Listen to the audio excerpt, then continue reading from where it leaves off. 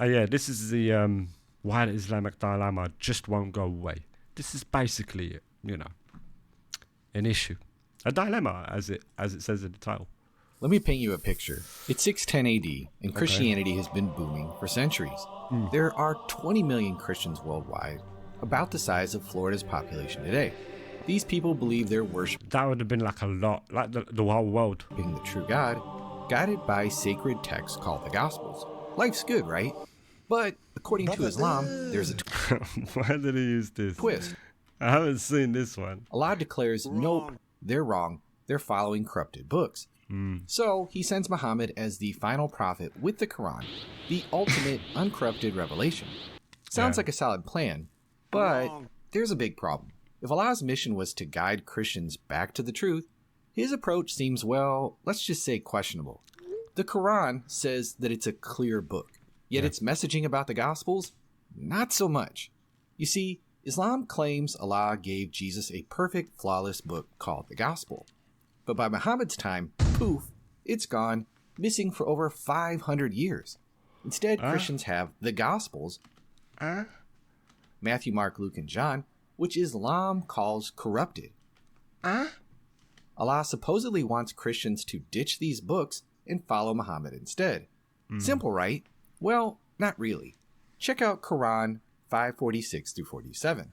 We gave Jesus the gospel containing guidance and light, so let the people of the gospel judge by what Allah has revealed in it.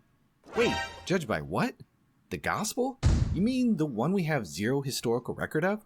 That's like a teacher telling you to study for a textbook that doesn't exist. Good luck. But it gets a lot worse.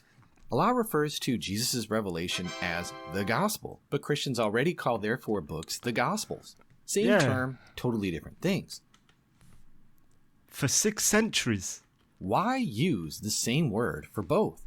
If the Quran is truly clear, wouldn't it say, hey, Christians, your gospels are fake. Stop using them.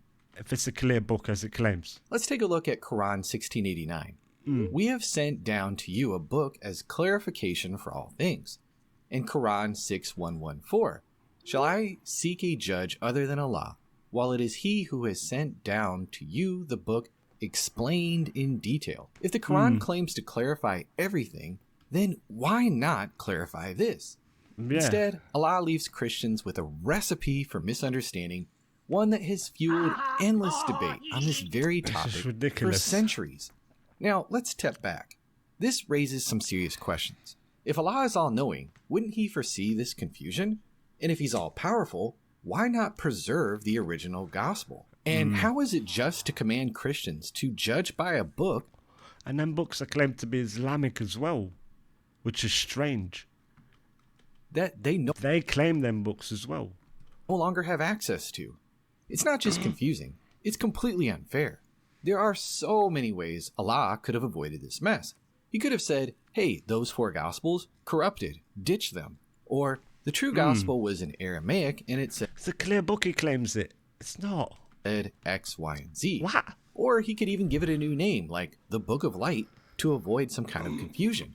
Instead, Christians are left scratching their heads while the Quran repeatedly affirms the divine origin and guidance of their scriptures. And this isn't just a minor misunderstanding. Islam claims Christians need to abandon total faith in their scriptures to avoid eternal punishment. That's a big deal. The closest Muslims get to claiming the Gospels are corrupted is Quran 279. Woe to those who write the scripture with their own hands, then say, this is from Allah. And this is the common, what I've noticed, is the common response. To exchange it for a small price. But does this even fit? No. The Gospels weren't written for profit. Their authors spread a message they believed in. And what it's talking about really is like they've got their books, and woe to those that are like writing fake scriptures. Copy scriptures. They've already got their book, the Holy Gospels. They've got them. That's what he's saying. It's not woe to those that are changing the Holy Book. Physically the Holy Story. You can't. It's been going for 5 centuries, 6 centuries. So, it's a situation. Great personal cost. These texts circulated despite Roman persecution, where owning them could get you killed. The idea that they were written for a small price just doesn't match history. So let's recap. The Quran claims Strange. to be clear, but its messaging about the Gospels is anything but. It uses the same term for different things, skips key details, and gives Christians an impossible command: judge by a book that's missing and corrupted. And you can see like a lot of influence from like the Bible in the Quran. You can see. And it seems like in the Quran they, messed it up or something. It's a bit askew, you know what I mean? It's not exactly what it is in the Bible. Like, of the ancient stories. If eternal salvation is at stake, you'd expect a lot more clarity from an all-knowing, just God. It's almost as if to say, yeah, that's it, we've come. Wherever your old books are, they're just like, we don't know what your old books are, but this is the... And it's like, no, what? They've had things for 5-6 centuries. Christ and that. Muslims. So and then as well, the story of the one that gets me as well is like the story of Christ. He was apparently in Islam belief. It's like he wasn't crucified. He was saved. Someone else was put in his place or something. Huh? So everyone was made to be deceived. This whole 6 centuries before Islam. Nah. It doesn't work. Stop complaining about Christians exposing the Islamic dilemma or schooling your Dawah heroes in debate.